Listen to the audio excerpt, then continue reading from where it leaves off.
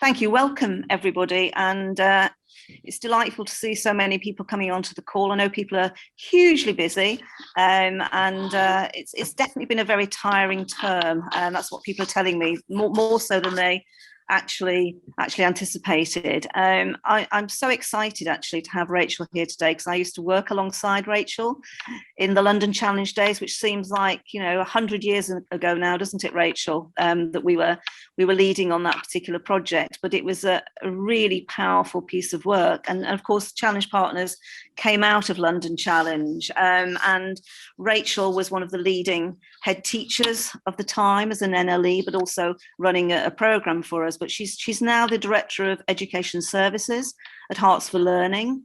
And from 2007 till 2018, she was a National Leader of Education.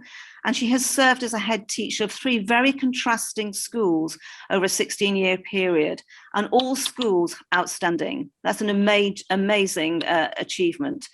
In 2011, I think Rachel rather surprised me actually by moving over to set up a new school for ARC, a new co-educational all-through academy for 4 to 18-year-olds in Ilford, East London. And that, again, was a school which was judged outstanding in all areas by Ofsted. So, a marvellous achievement. Rachel was also the project director of the London Leadership Strategies Going for Great programme, which involved working with leaders of outstanding schools to share good practice and produce case studies for dissemination to London schools. And I think we have some people with us today who are now growing the top programme, which has a similar kind of bent to it. Rachel has also sat on the RSC's head teacher board for North East London and the East of England region. She is an honorary fellow at UCL Institute of Education Centre for Educational Leadership, a fellow of the Chartered College for Teaching, a trustee of Big Education, and part of the core team of Rethinking Assessment. She has written and contributed to a number of books on the themes of educational disadvantage, which she's going to particularly focus on today. And really, her latest book, I've actually had a copy. I found it fascinating because it was also had tools in it which were going to be helpful. So you've got a theoretical perspective, but you've also got some really useful tools. So that book is Obstetrics for Schools, and it addresses particularly the disadvantage gap and how to overcome it. And that's what largely Rachel is going to be talking about today. So we're very excited to have you here, Rachel. I feel really privileged that you've decided to join us, and we look forward to hearing from you. And I think Rachel is going to tell you how she's going to run this session, but there will be opportunity for discussion in small groups. So without further ado, straight over to you, Rachel. Thank you so much. Thank you, Sue. That's really kind. I'm really excited to be here. I've long been an admirer of the work of Challenge Partners and the schools that I work with in and around Hertfordshire. Many of them are part of Challenge Partners, and I see the way that really enriches them in terms of school improvement. So it's lovely to be with you tonight. As Sue says, I come from a school background. I was a teacher and then a head teacher in several different schools in and around London. I head teacher for 16 years. My first 2 schools as a head were secondary schools, but my third was an all through. It's my first foray into primary education, and I learned a huge amount, and I'm a great advocate now of all through schooling. As Sue says, I really want this session to be as interactive as possible. Obviously, we can't all be in the same room, we get that, but do use the chat facility. Put in questions, challenges, provocations. I don't mind being sort of pushed back at. In fact, that probably makes it more interesting. So Sue will interrupt whenever she sees anything sort of juicy arrive in the chat bar, and we'll make it as interactive as possible. There are also going to be at least 2, and I hope 3 opportunities for us to go into breakout groups of somewhere between 4 and 6 people, and those will just be randomly organised by Alice. But it will be the same participants each time we go out into the breakout. So you'll have 2 or 3 chances to talk to the same colleagues about some of the issues that I've been raising, and to respond to some sort of questions and provocations that I put in the chat for you. So Sue talked about the schools that I'd run as being outstanding schools. The first one, actually, I have to say, wasn't. It was far from outstanding. But even the 2 schools I led that were Ofsted outstanding, they were not superlatively great in every respect. We know that outstanding isn't the end of the road. There's something well beyond outstanding that I would term a really great school. I've long been fascinated in what the component parts or constituent features of really great schools are. And when I ran the Going for Great programme with David Woods and then Damien Macbeth in London, we worked with heads and leaders of outstanding schools, primary, secondary and special schools. But what we all had in common was the sense that outstanding was not the end of the journey. There was something well beyond that. And we were all striving to try to make our schools great in as many respects as we possibly could, but knowing that probably that was an unattainable goal. And we wrote a book collectively together called The 9 Pillars of Great Schools, which attempted to codify, I suppose, the elements of greatness in a really great school. And since I've been at Herts for Learning, we've come up with what we call our Great School Framework, which is building on that work from the London Leadership Strategy. And through my work around great schools on the Going for Great programme and in my current role in Hertfordshire, I'm blessed and honoured to work with masses of leaders from all types and sizes and shapes of schools around really exploring what makes some schools really high performing for practically all their learners, and what we can learn from those schools in terms of creating a culture of really wonderful achievement for all and safely delivering all learners and sort of eliminating failure. So when the pandemic started in 2020, and obviously I was no longer a head teacher in a school, I was doing my current Director of Education Services role, I found myself unusually with a little bit of time on my hands, because it was impossible for myself and my team to go into schools and do our usual school improvement work. The majority of learners were learning at home, and obviously everyone was in COVID bubbles, so visitors weren't particularly welcome. And I thought it's time to start writing up some of the lessons that I've learned and seen over the last sort of decade or so about schools that really create a successful high performance culture for all. Through the book, there is this sort of extended metaphor of the school being a little bit like a really successful obstetrics ward in a hospital, and our role as educators being to safely deliver children out the other side of our care, whether that's, you know, at the end of year 6 or at the end of year 13, and to pass them on safely out into life to be thriving citizens, just like an obstetrics team safely deliver babies and hand them to proud parents to take them out and wish them well on their lives. Weirdly enough, the book took me exactly 9 months to write, and when I did get delivery of the book, it felt a little bit like I'd sort of given birth to a baby.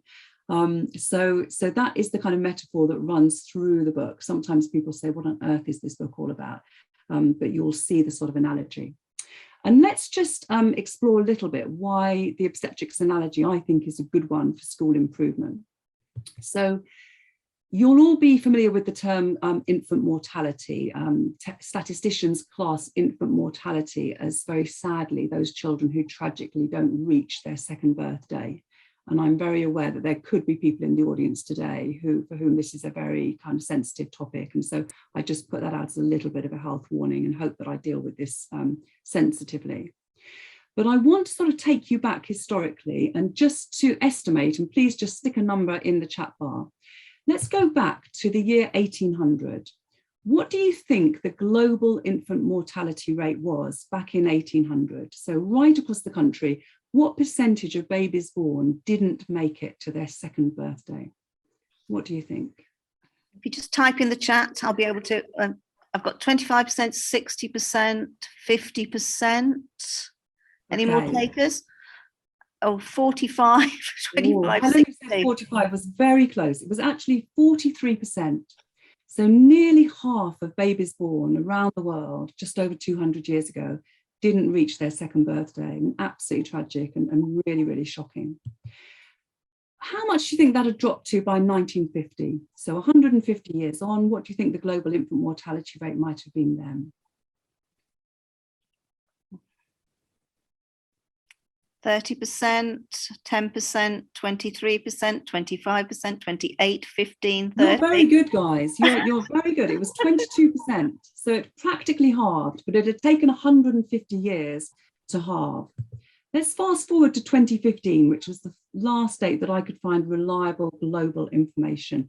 What do we think the global infant mortality rate had reduced to by 2015, just a few years ago? 1%, 8, 5, 10, 18.4. Oh, okay, so quite a range there. It had actually come down to 4.5%. So just in that sort of, 65 years, quite a significant drop.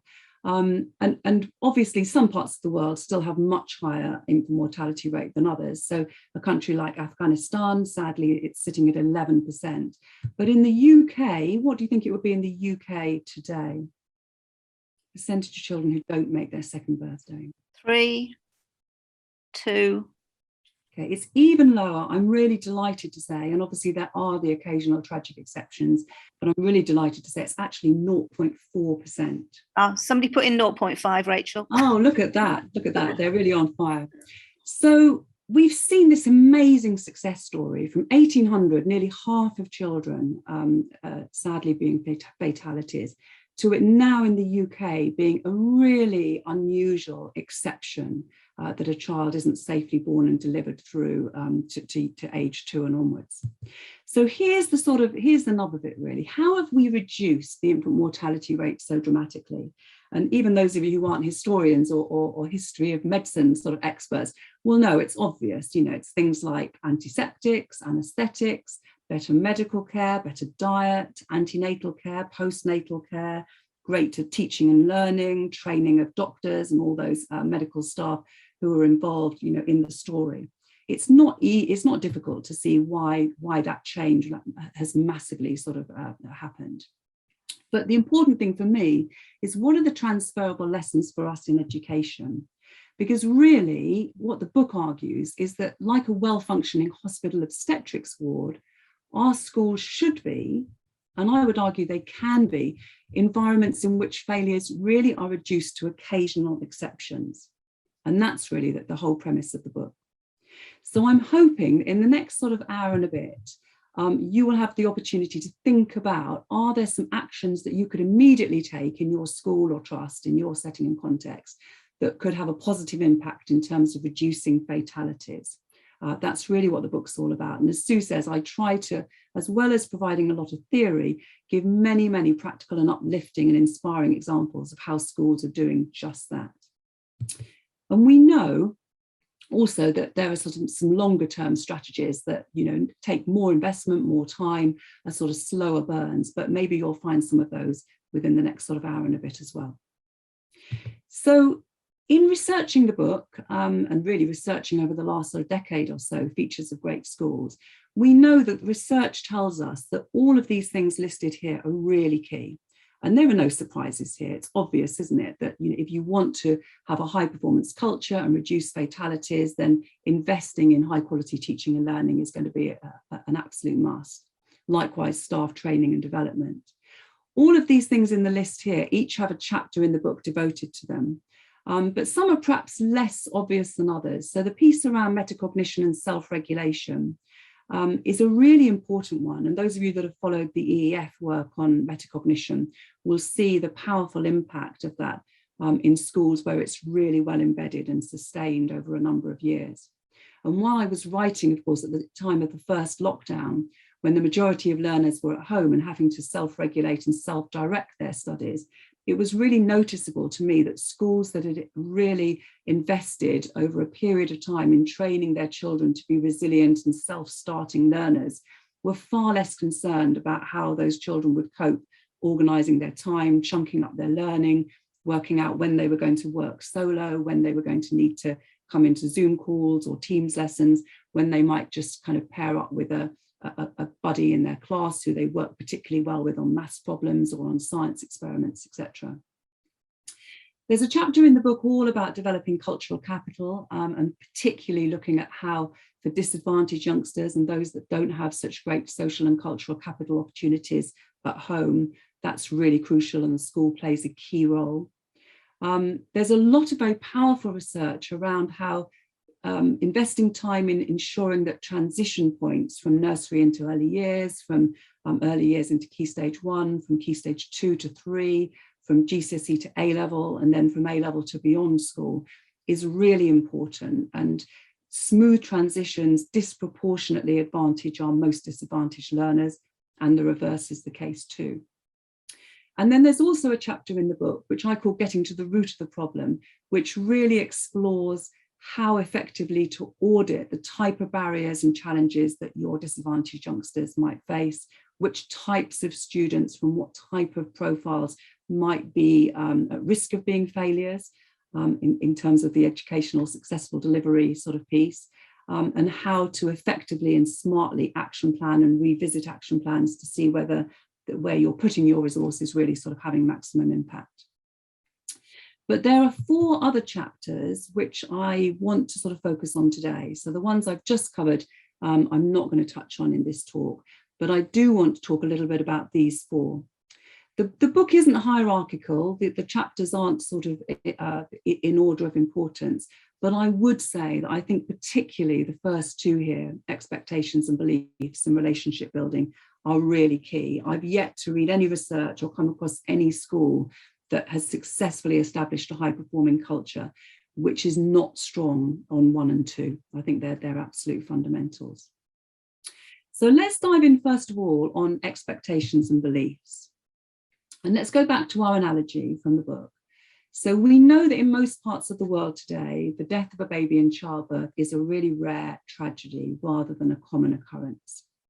And, you know, we wouldn't countenance that medical staff in any hospital would accept or anticipate any type of significant infant fatality rate.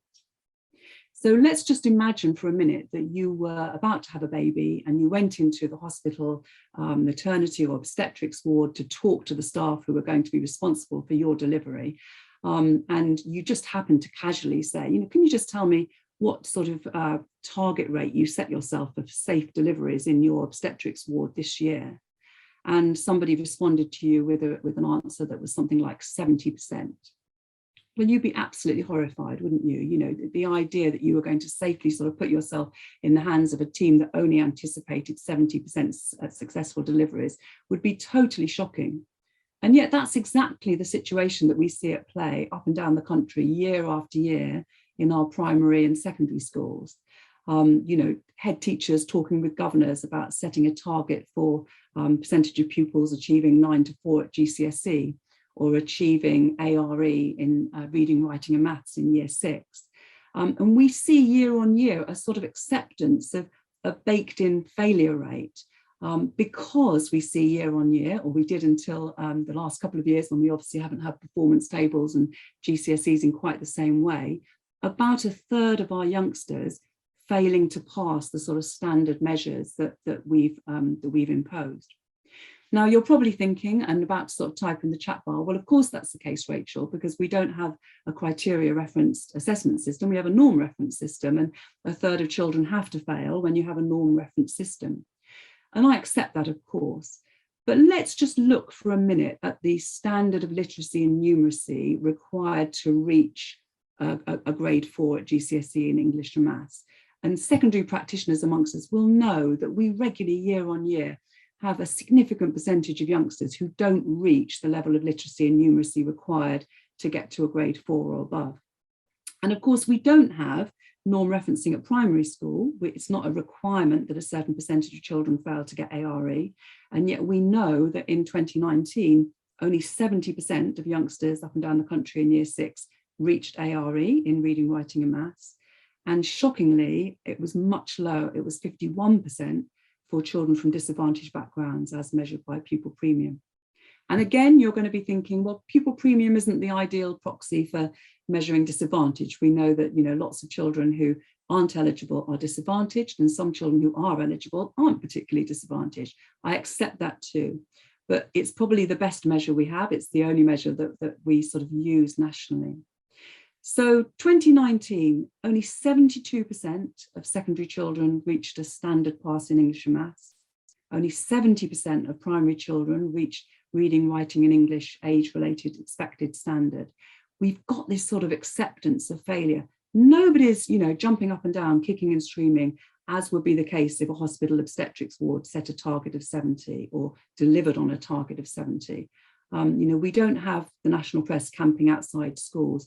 In fact, we remember in 2020, we nearly had a mutant algorithm that would require certain schools or colleges to only get very low percentage success rates because of historical performance in previous cohorts. It's absolutely bonkers. Why have we got that sort of system and status? And I suppose really what I conclude is it comes down to the fact that we don't have collectively, right across the country, universally, a belief in the potential for every child to achieve great outcomes, which is challenging, I know. Would any of these comments be heard in the staff room of your school or your trust? Just have a little look down this list and have a sort of honest think to yourself. Do you ever hear on a wet Friday afternoon when it's been a really tough week, any teachers or teaching assistants or any other adults in your school saying any of these type of things? I know for a fact that I worked in 7 schools while I was still in schools. They were all good or outstanding, but I heard all of these comments on multiple occasions or variations on them. And you know, humans obviously sometimes get challenged in terms of their expectations, but all of these comments really, I think, speak to limiting assumptions. You know, a failure to have an absolute unswerving belief in the potential of all children, or practically all children, with the right support and the right conditions and great teaching and time invested in them to achieve great outcomes. Perhaps the most important question is that one at the bottom in bold. What would happen if those comments were heard? What do you do when you hear those comments in your staff room? Do you just kind of sigh and sort of walk out? Do you challenge? Do you kind of pick up every little sort of bit of fixed mindset language or behavior that you hear and challenge it to ensure that this sort of constant message of belief in all learners is promulgated? Or is that challenging to do? Is that quite hard? In the book, I start each chapter with a little sort of quote or a couple of quotations. And these are the quotations that start the sort of the chapter around expectations. I love both of these and I believe in them passionately. I think Colin Powell's wording around perpetual optimism being a force multiplier is just lovely. We know, don't we, that if leaders are optimistic for the children and the adults that they lead, that has an infectious sort of ripple effect.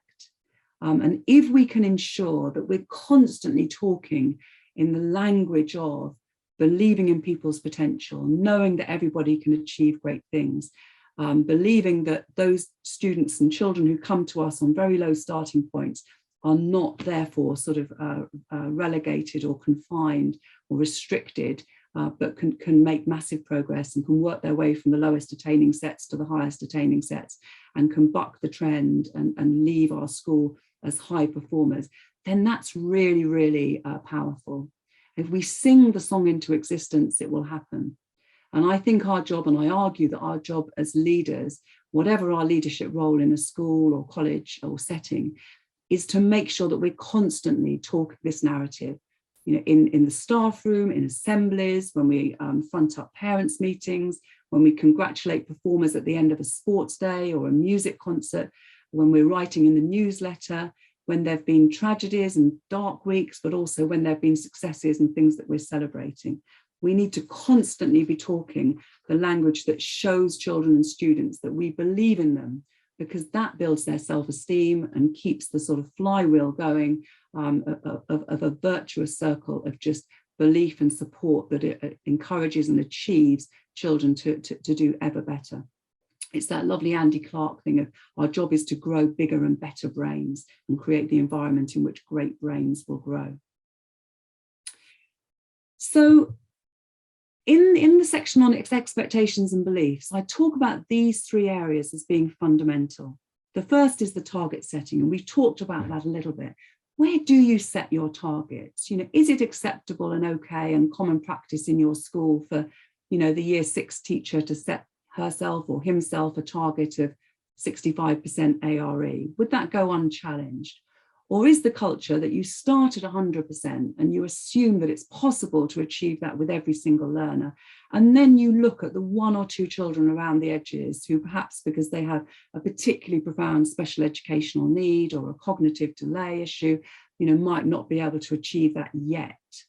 but might be able to go on to achieve that, you know, when they're 14 or 16. Do you do the same at secondary when you're setting team or departmental targets? Are you into the sort of protective thing of, I'll set the target a little bit low so that if I don't quite meet it, you know, I'm not going to have a difficult conversation? Or do you go big and bold with those kind of ambitious, hairy goals, and then, you know, congratulate yourself and have a culture of, wow, we nearly achieved that amazing, audacious goal? I write also a lot about language. I believe passionately that the language we use in our schools is incredibly powerful. And if we can adopt and ensure consistently across the school, everyone adopts a language of high expectations, that is so important in changing the culture of the school. When I had the opportunity, as Sue said, in 2011 to set up a brand new school, I had to obviously design everything in the school from scratch. There was literally just a sort of building site when I was appointed. So as well as appointing all the staff, and that was a wonderful opportunity to appoint people who had a growth mindset belief and believed absolutely in the unlimited potential of every learner. I had the not so wonderful task of writing every single policy that would be in the school. And I probably wrote about 150 policies in that first setup year. And I would say, in terms of importance and significance and impact, in the top 5 was my language for learning policy. But when I talk to school leaders and say, do you have a language for learning policy? I'm always staggered at how many people say, no, never thought of having a policy around language. I think it's essential. I think if you don't discuss and communicate the type of language that you use and why, then it's difficult to create a consistently high culture of high expectations. So at Isaac Newton Academy, we talked about language of growth mindset and language of belief in the potential of everybody. And we banned certain words from the school that we felt were unhelpful and belied a sort of fixed mindset. So the word ability, for example, was completely banned from the school. We never talked about ability. We never described children as high ability, because presumably if you believe in high ability, then you also believe in low ability. And we didn't believe that, you know, children come out of the womb with a sort of ability score, like a Mensa test score, kind of tattooed on their forehead. You know, we know that everybody can make themselves more intelligent. And we communicated very frequently and very overtly to pupils and staff and parents why we didn't use the language of ability. We didn't talk about gifted and talented. We didn't believe that certain children are gifted and talented and others aren't. We know from the research that talent plays such a tiny part in people achieving world-class outcomes, you know, that very quickly it gets overtaken by the power of purposeful practice and all those other factors. So our policy talked very openly about why we didn't use certain words and we did use others. We focused on effort rather than achievement, etc., etc. And we also thought and talked long and hard and frequently about how we grouped pupils and made sure we were very, very aware of the power of labels. And you're very aware of, you know, lots of people's work around groupings and labels. But we worked hard to ensure that even when we grouped students by attainment, we were very clear that that's exactly what it was. It was attainment, not ability. And if we, in a subject like English, for example, had several different groups with children from different attainment levels, we made sure it was totally possible to move in and between those groups. And the door was always open for children who made accelerated progress to go into higher attaining groups. So it couldn't be the case that you couldn't transfer into the next group up because they've been studying Dickens and you've been studying Charlotte's Web. It couldn't be the case that you couldn't take separate 3 sciences at GCSE because somebody had said you weren't of the right ability level. The opportunities were always there for all. And if you made accelerated progress and didn't work in a sort of, you know, linear line, flight path, then you could move seamlessly. And there was no such thing as kind of curriculum pathways that you were wedded to and, you know, in a furrow like a trench that you could never get out of. I don't know how many of you can remember back to your primary school days, but I can remember really, really clearly my year 5 class. I can remember going in on the first day of the year, and it was a little village primary school, and the class was arranged into tables of 4, and each of the tables was named after an animal in the animal kingdom. And it was very, very clear to all of us, even at the age of 9, that there were 4 children sitting on the lions table, and they were the children that the teacher thought were the brightest and the best. And they sat on the lions table for every activity that happened all year, for literacy and numeracy and topic work and science. And it didn't matter sort of what happened during the year and how hard people worked and how much they improved. The lions were always going to be the lions. There were only ever going to be 4 lions in the class. Probably if you'd asked the teacher, she would have said she'd done a risk assessment and it was dangerous to have more than 4 lions in a class. But for those of us that weren't lions, we looked on those 4 with sort of envy and frustration. And I can tell you to this day, and it's, you know, nearly 50 years later, I can tell you their names, I can tell you what they looked like, I can tell you what they wore, because it was just seared on my conscience that my teacher never thought I could be a lion. And actually, what was the point in even trying to be a lion when it wasn't possible to be one in her eyes? And so I must admit, I started to behave a bit more like a monkey and go quite off the rails. And as for the poor children who were put on the table that were for the sort of low ability, they might as well have been called amoebas for all the chance they had of ever progressing into anything in her mind that was anything more than that. You've probably got comparable stories. You know, children see through everything that we think is cunning. You know that. Whatever we call a group, unless we're really explicit about our belief in everyone's potential to get cleverer and to achieve ever more wonderful things, we are going to demotivate and demoralize children if we put labels onto groups. Okay, it's time for our first breakout. These are 6 questions that I put to you to choose from to discuss for 10 minutes in a breakout group. You don't need to work religiously through them from 1 to 6. You can pick just one that you're interested in. But here's a few questions based on what we've covered so far and themes that come through the book for you to have a chat about. Do you set targets in your school, and are they sufficiently optimistic? Do you have an agreed language policy? And if you don't, is it something you might be interested in developing?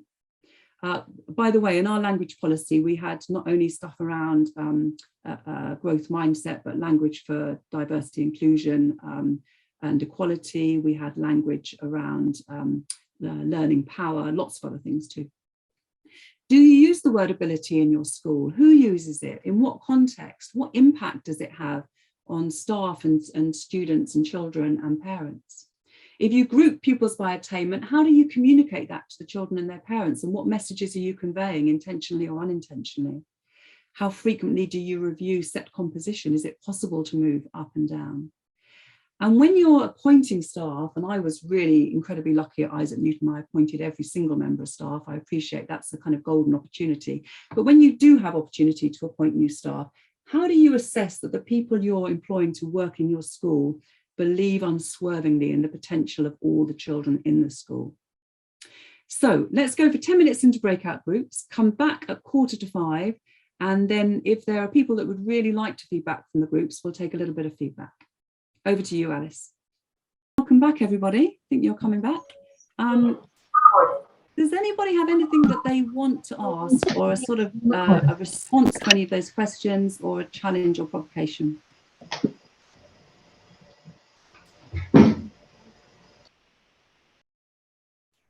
Give you a minute or two just to raise your hand or indicate in the chat bar that you want to say something. Otherwise, we'll go on. Do you have your hand up, Mr. Phillips? You're on mute. No, I don't, miss, and I wouldn't dare. You wouldn't dare? Very unlike you, Gary. That's absolutely fine, though. Nice to see you. Okay, let's go on because time is limited. Let's talk a little bit about the next sort of theme, which is relationship building. You know, you don't need me to tell you how absolutely essential building high quality, meaningful relationships, both with the children that we educate and also with their families, who are co-educators after all. So those of you that have seen the wonderful TED Talk by Rita Pearson will recognize this line. She talks about how she has helped educators in the States to develop really strong relationships with the children they educate, and unpicks this amazing phenomenon that, you know, we can all remember teachers in our schools, can't we, who just seem to have a pathological hatred of children, what the hell they were doing as teachers, whoever knows. But we can probably all remember a teacher who we got a very strange feeling probably didn't like us very much. But equally, we all remember the one, or if you're lucky, more teachers who were just absolutely wonderful and showed an interest and an encouragement, and constantly sort of looked out for us. And they're the people that make the difference, aren't they?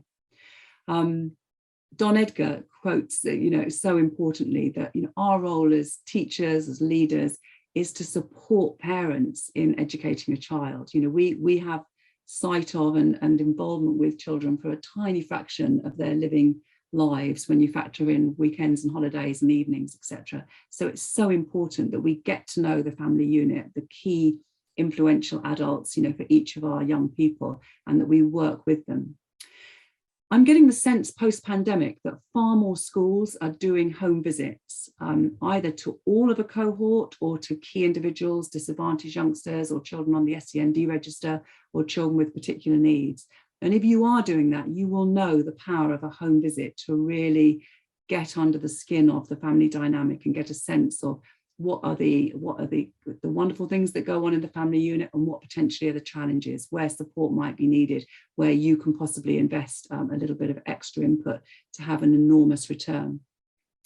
At Isaac Newton Academy, along with quite a few of the ARC academies, we invested in doing a home visit to every family when children joined in reception, and again when they joined in year 7. And I got the sense then that in Redbridge, where the school was located, home visits in reception were quite common. Lots of schools did that. But home visits from year 6 into year 7 just had never been done at all. We were the only school in the area that did it.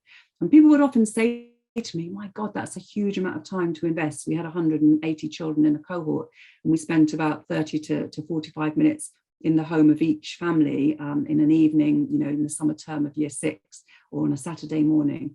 And people looked at me as though we were absolutely crazy to do this. But of course, once you've got your school fully up and running, each adult only needs to do 4 or 5 of those visits, and you can have a big bank of people doing visits in pairs, making sure that they're kind of safe and well trained and feel sort of empowered to do them. And I always said the time invested in getting to know a family and reaching out and showing that you really, really wanted to work with them built an amazing speed of trust. And it meant then that if at some point over the next 7 or 14 years, you needed to contact those same family members to have a tough or difficult conversation because the young person had messed up or, done something that they wouldn't feel very proud of, it wasn't such a difficult conversation. The family already believed that you were on their side and that you understood them and that you wanted the best for their son or daughter. And it was just a really time-saving strategy. Another thing that I'm sometimes surprised by is the fact that some schools don't have an explicit staff expectations policy. I'm sure you do, but if you don't, I would really strongly recommend it. We at Isaac Newton used to put our staff expectation policy, which was just sort of a page and a half, on the table whenever we interviewed candidates, and we just spend a few minutes in the interview saying, just pause, just read our staff expectation policy. Is there anything in there that you're either uncomfortable about, or you're not clear about, or you want to discuss with us? Because it's really important that we know that anyone we employ is clear about our expectations of them, the behaviours we expect from them, the commitment we expect from them. And you might read it and think we're absolutely bonkers and you don't want to work in our school and our expectations are really unreasonable. That's fine, but it's much better that we have that discussion now than once you've actually signed a contract and you're working for us. But one of the things we said in that, and this is just an extract from it, is that we wanted staff to take responsibility for developing students' emotional well-being as well as developing their academic potential. And that brings with it a responsibility to behave in certain ways with young people and with their family members. And we went on to say that we wanted every single member of staff to get to know our students and to take a proactive interest in their lives beyond school, to chat to them, when they were on break duty or lunch duty, to join them for lunch in the school dining hall each day, to come to assemblies, whether they were form tutors or not, and see children winning prizes and certificates and presenting in front of their peers and the staff, to take pleasure in coming to concerts and gymnastic displays in the evening and be part of the whole school experience, to make sure that they always, came at least once a year on a school trip or a visit, the operational staff as well as the teaching staff. And sometimes we'd close the whole school down on a day and order a series of double-decker buses and take literally everybody on a school trip somewhere, including the catering staff, the ground staff, the front office staff, etc., because we wanted the adults to really engage and see what were the passions and the loves and the fears and the anxieties of our young people were. What Tim Brickhouse would call getting to know the Kes factor of each child, based on, you know, the wonderful film Kes, Kestrel for an A book, where young Billy, you know, has his passion for his kestrel. And until the teacher really realizes Billy has that passion, he never sees, you know, what potential Billy has to talk fluently and with passion and to present about his pet love. So I'm interested to know, how do you get to know children really properly in your school? How do you identify their Kes factor? How do you discuss with them and nurture their passions and their interests and their hopes and their dreams? There's obviously lots of different ways you can go about it. You don't have to do it through home visits. And then equally, how are you building those relationships with parents and carers, particularly those who you might call hard to reach? I heard somebody give a lovely challenge back to that recently and say, actually, isn't it the schools that are hard to reach, not the parents that are hard to reach? Are you expecting and communicating an expectation to all your staff that it's really important they treat all visitors and callers with dignity, they respond quickly to every call, they admit when they've made mistakes? How many schools, I know of loads, you know, that put up this defensive barrier around staff and, you know, will never sort of admit that maybe a member of staff has messed up, you know, and how much better and more healthy is it for relationship building when we can all say, yeah, okay, I didn't handle that brilliantly, or I forgot to do that, or that was an unacceptable time delay. So we spent lots of time at INA training our staff in how to build relationships, because let's face it, nobody does it on the teacher training course, and how important it is. And just to, you know, give junior members of staff the opportunity to sit and listen to a more experienced adult managing a phone conversation with potentially a challenging parent, or to be there when you know, a readmission meeting happens after an exclusion, to see the craft modeled for them of how to engage productively and positively with parents and family members. Really important. And likewise, to get to know the community and to understand the challenges and the difficulties in the local area. So many of us in our schools have a staff that, you know, come in by tube or drive in and don't live in the local area, don't know what it's like to live in one of the tower blocks that are in the catchment of the school that we serve. And then if we don't know the lived experience of our children, we're going to be teaching sort of, you know, with blunt tools. I saw a lovely newly qualified PE teacher teach recently, and it was her first lesson with a group of year 7s who were going to be studying gymnastics, and they got the trampoline out. And she had no idea that the homes these children came from were really, really deprived homes. Most of them lived in tower blocks. None of them had gardens. They certainly wouldn't have a trampoline. And yet her first question to them was, put your hands up if you've done lots of trampolining. She'd kind of lost them, you know, in the first sentence of the lesson, and it was such a shame. But what are you doing to find time and space in your training schedule to set up walking tours of the local area, to get your staff to really understand the environment in which the children they're educating come from? So we're going to go back into the breakout rooms, just going to give you 7 minutes this time to have a discussion around any of these 7 questions. So pick any one that interests you or a couple that interest you. I see some wonderful stuff, and I write about it in the book, where schools set up a system of every disadvantaged youngster having a staff champion. Do you do that for any of your vulnerable pupils? How else are you building strong relationships? How do you get an insight into your pupils' homes? How are you consulting and really involving parents and carers in the running of the school and in decision making? Just go off for 7 minutes with your same colleagues, and then we'll see you back. Okay, so the third area I'm just going to touch on very briefly and leave you with some questions to think about and maybe discuss in your schools or trusts. I devote a whole chapter to developing Aurasi because I think this is fundamentally important, and particularly for the children who statistically are most likely to be failures. So we know that learning how to speak and learning through speak is fundamentally important, particularly for those children that have less opportunity to articulate their thoughts and views and to develop their vocabulary and to speak persuasively and develop their Aurasi at home.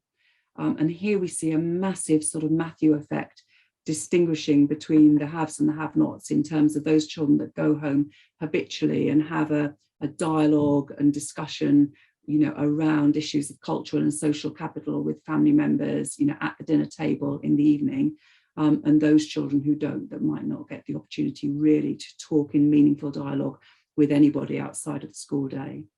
And I love this Wittgenstein quote about the limits of language mean the limits of my world. If we can't talk about things and learn through talk, our world becomes very sort of stultified. All the evidence and statistics around the vocabulary gap and around, ensuring that right from early years, we're doing everything we possibly can to extend the vocabulary of all of our youngsters and enable them to talk, to learn through talk and to express their knowledge. And obviously it's been terribly depressing to see over the last couple of years oral assessments disappear from GCSE and A-level, which is obviously partly to do with the pandemic. But if your thinking is like mine, that's something that we really want to rectify through our assessment system. We have a very one-dimensional way of measuring children's learning and skills and knowledge through basically written exams that require them to write about what they know and write about what they can do, rather than a situation of having, a Viva type opportunity in key subject areas to talk about what they know and talk about what they can do and show through video how good they are as team members and collaborators and team workers.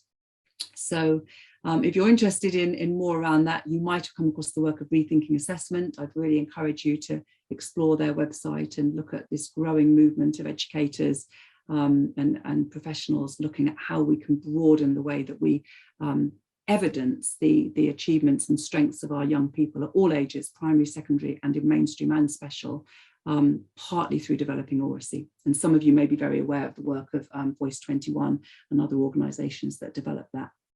But my question's really for you. If we had more time, we'd go into a breakout, but we won't do on this occasion. How do you create a climate in which pupils feel safe to talk and can express themselves fluently and are taught how to express themselves fluently? Do you ensure that all of your staff plan for teaching through talk?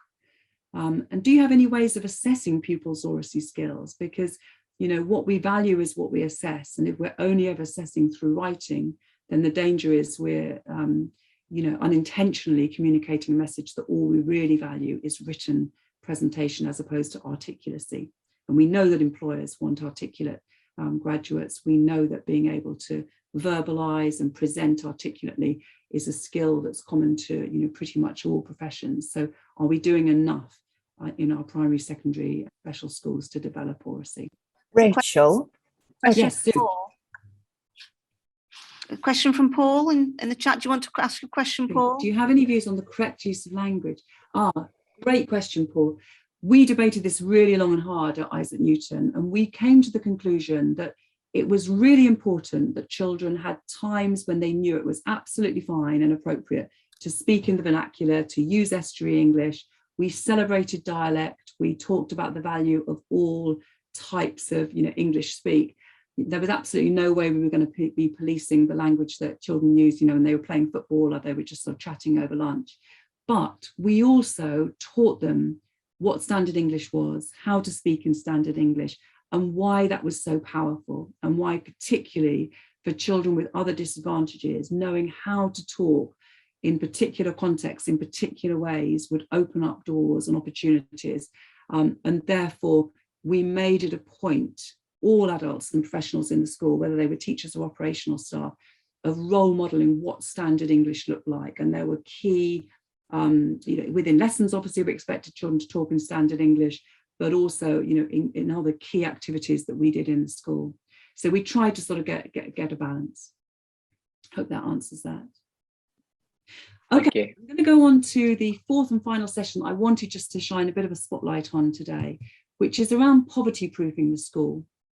And again, I devote a chapter to this because it strikes me that particularly in the hard economic circumstances that we're in at the moment, which seemed difficult enough, when the pandemic first struck and we had, families on furlough, etc., but seems even more devastating now with cost of living increases and energy prices rising exponentially and, war in Europe, etc.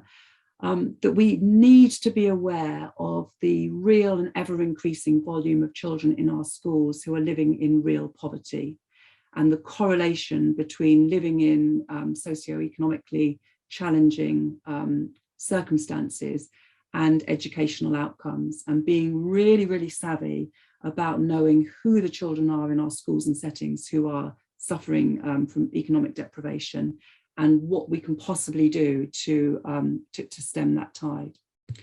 These are just a few stats which already look a little bit out of date, and the picture is of Dame Louise Casey, who was the government advisor who resigned early in the first lockdown and gave that very powerful interview to Laura Koonsberg of the BBC, where she said she anticipated that we would be looking at a period of destitution with children coming into school without shoes on their feet.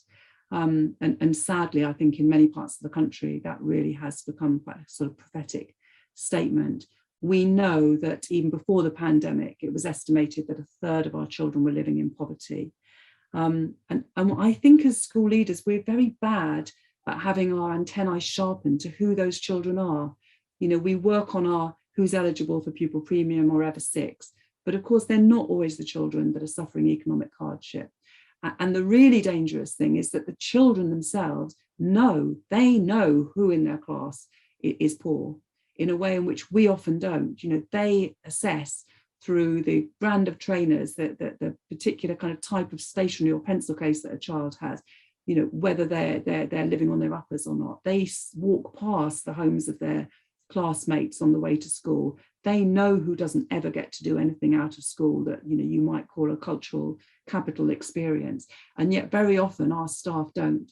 Poverty Northeast, an amazing charity coming out of Newcastle, have done a sort of longitudinal study where they go into schools and they ask children, you know, do you know who's poor in your class? And they can give with pinpoint precision the details. And when they ask the same question of adults, they don't. So how do you do that in your school? It's obviously incredibly difficult and incredibly sensitive, but do you have a sense of who's living in economic hardship and who needs your financial support? Because you've got limited resource, right? So you need to know it's going, you know, to the right places. And then sort of how you're doing it. And I think we can lull ourselves into a false sense of security that if we're teaching in the state sector and we don't, you know, charge a school fee, then our curriculum is basically free. And of course, you know, that's rubbish. We know there are all sorts of hidden costs to the school day. And we know that children from disadvantaged backgrounds are disproportionately underrepresented, for example, on certain GCSE courses, because there's a real cost associated to taking, say, music or PE or art GCSE. If you can't afford the sketchbook, or you can't afford the sports equipment, or you can't afford to join, you know, a local club, or you can't afford music lessons, then you're going to be massively disadvantaged and underachieve if you choose certain GCSEs, if your school doesn't step in to level the playing field and to eliminate inequalities. So what are you doing in your school to be sort of astute and aware of the hidden costs and to ensure that all children can excel in all subjects without financial means, you know, adding in? That last stat there about, you know, 57% of low-income students have missed at least one school trip due to cost and felt the impact of missing out. I had a very sad conversation with a family member of mine a few years back. She was in year 6 and she was coming to the end of primary school, and there was going to be an end of year school trip. And it was early July, and I asked her, you know, where are you going on your end of year school trip? And she sort of looked at me quizzically and she said, well, there is a trip to a museum, and then the class are going on to the coast and they're going to spend the day at the seaside afterwards. But it's really expensive. And my mum said, we're just going to say I'm ill that day. And I knew she had never been off sick from school. She was a really healthy girl and she never missed school. And I just thought, I wonder if her teacher will clock that she isn't in on that day and think it's really strange that she's off school sick, because she's never off school sick. And I wonder what she will do to put in place systems or structures to ensure that, having missed out on all those wonderful experiences, educational and social, from that day, she doesn't get disadvantaged and she isn't in any way sort of ostracized from the group experience. Because that sort of thing happens, you know, up and down the country all the time. We know on Christmas jumper day, attendance rates plummet because disadvantaged children can't afford a Christmas jumper and don't come into school. You know, and yet very few schools find a way of providing a t-shirt with an outline Christmas design that children can colour in and, you know, come to school in, to everybody. You know, we've just had World Book Day, and the amount of money and time that middle-class families put into, you know, dressing up children as Harry Potter or whatever, when it really has absolutely no relevance to the curriculum at all, and it just divides our children economically, it's really difficult to justify. What are we doing to make sure that the stigma of being poor and the shame that's felt by children who are from poor backgrounds isn't exacerbated by our sort of well-meaning gestures? Because there's certainly more we can do. And in the book, I talk about a whole host of things that at INA we did to try to equal the playing field and ensure that a child from an economically disadvantaged background was never exposed or stigmatized unintentionally by our actions. Here are some questions. I'm not going to pause right now, but these are some questions around what you're doing to poverty-proof the curriculum. But let's just talk for a little bit more about school trips and visits. I don't know about your school, but in my schools, often the people that sort of ran educational visits were really energetic, well-meaning staff who came up with great suggestions, and lots of them for school trips. But there wasn't necessarily any sort of poverty-proofing lens through which that activity was looked at. And sometimes a letter could go out for a trip that looked a little bit like this. This is a fictitious letter, but what's wrong with this letter? Maybe just shove a couple of ideas in the chat bar. What's problematic about sending out a trip letter that looks like this?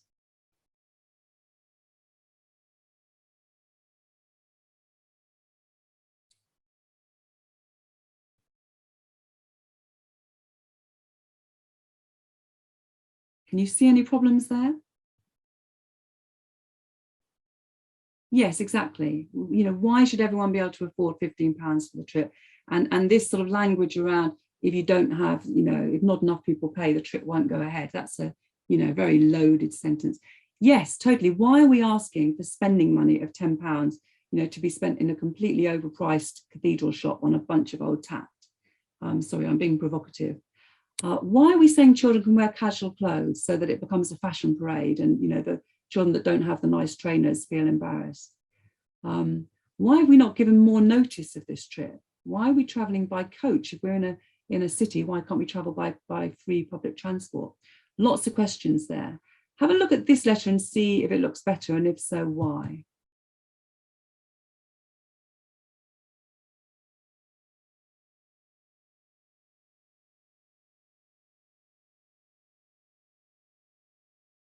So now you see this school has got a proper trips plan. Parents have known about this trip months ago. They've had the opportunity to pay in instalments.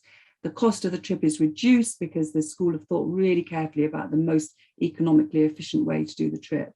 If your child's on the pupil premium register, here's a name of a staff member of staff and an email address and a phone number that you can contact them on. So we want to talk to you. We're making it easy to talk to you. You're not going to have an embarrassing conversation with a Rottweiler on the school desk just to get through to the person that you need to talk to, whose name you're not being provided with. Everyone's going to be in full school uniform, and everyone's going to be given a packed lunch and a drink to take. So it isn't going to be the case of the disadvantaged kids get the brown paper bags with packed lunches in and everyone else brings their sort of designer gourmet sushi. Everyone's going to be treated the same. So I just offer those as a few little sort of thoughts of how you can make trips more inclusive, because we all think it's great, right, that trips are back on the agenda. We've missed trips for the last 2 years, but trips can be hugely divisive. Gary, do you want to come in there with your points? Where is he? Hello, Gary. Gary. Yeah, I don't want to. I struggle with all of this. The national curriculum should be free at the point of delivery. Either everybody goes and it's free and it's part of the provision, or it's not. The minute any group of children can't do anything, then it's unfair. It might be unfair because of poverty, or it might be unfair because of protected characteristics. Yeah. I struggle with all of these special arrangements personally. Yeah. It's just a free trip for all, or it's a no trip. Yeah, and I think I completely respect that. And I think there are many schools that are moving or have moved towards that, that position. I think sometimes it depends on, well, obviously school budgets and percentage of children eligible for pupil premium funding and therefore amount of pupil premium funding, but I accept that totally. Let's go once more, just for 5 minutes, into breakout rooms. You can pick up some of these questions here, or you can just have a general conversation about who is sort of looking at your school through a poverty proofing lens, and what great practice are you implementing that makes the curriculum equitable and accessible for everybody. Just 5 minutes this time. Yeah, I'll close.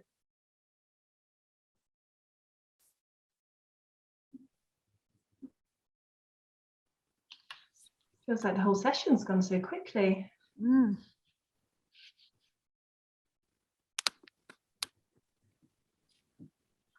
Okay, welcome back, folks. You've made it through to the last few minutes.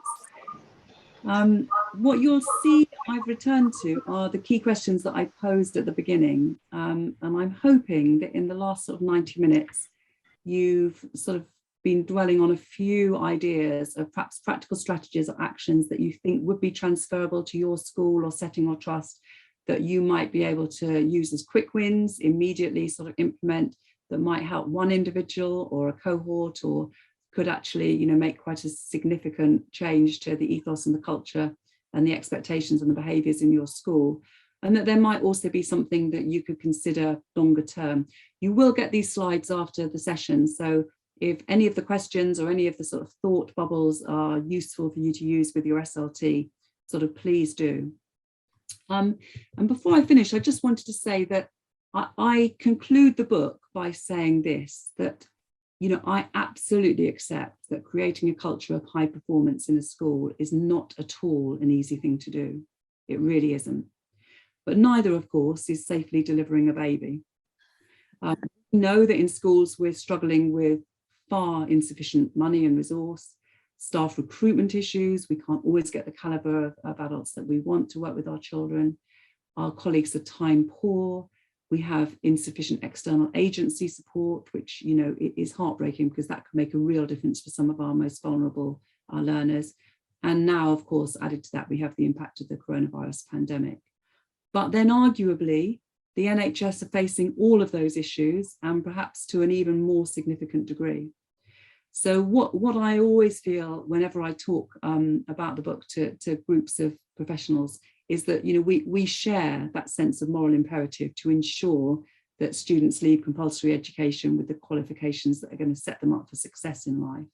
You know, we do feel that moral responsibility to safely deliver our children, whether it's on to secondary school or on to higher education or on to the world of work. And every day I meet individuals who are convincing me, and I see that they feel that sense of urgency to reduce the number of fatalities, to change the system from the crazy reality we have now of the forgotten third that leave school feeling like failures, feeling like their self-esteem has been massively dented, and so on. So if you're interested in the book and you want to explore some of the chapters that we haven't had time to explore today, you'll see when you get this slide, these slides, that there is a discount code from Crown House if you want to buy a copy for your SLT or for your school. And if you want to sort of engage with me in terms of furthering the debate, or, you know, talking about further work, I'd be delighted to hear from you. You've got my email address there and my Twitter handle. It's been a real pleasure to be with you for the last hour and a half. And I hope that that you've got something out of tonight. And I'll now hand back to Sue. Thank you so much, Rachel. It's billed as a masterclass, and that's exactly what it has been, with a really good level of challenge to people. And I think really focusing particularly on what we need to have in terms of inclusive culture in our schools, that all important element of the power of language, of relationships, of engaging with your community. It was very, very tangible. And I hope you've been able to be challenged and to think. Some of this stuff sounds hard, But actually, if you have a plan and you look at what you can do in the short term, medium term, and long term, then it becomes possible. I'm hugely impressed about all those visits to those parents, but I'm sure it did pay off in terms of establishing those very, very strong relationships. There is also a link which we will send to you.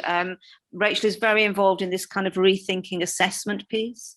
And that's really gathering some kind of traction now. So if you want to look at that website and look at the mobilization of thought about that, of moving to a different, fairer type of assessment for all, please do have a look at that. Really, really excellent session, and thank you all for your engagement and your presence here this evening. It's really appreciated that you've made the effort to come and to listen to Rachel. We do have an evaluation form, which I always forget about, but I believe it has been posted in the chat. Is that right, Alice? And you've got information there from Rachel if you want to continue discussion with her. As I said at the beginning, I've worked with Rachel previously, and she does really embody this. Everybody says they've got kind of like moral purpose, but I think you can see it's not what you say, it's what you do. And through this session for Rachel, it's definitely how she has lived her life as a head teacher in the schools that she has run. So thank you very much, Rachel. We also at Challenge Partners hope to keep in touch with you.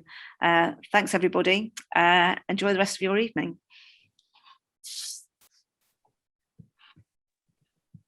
Great event, thank you.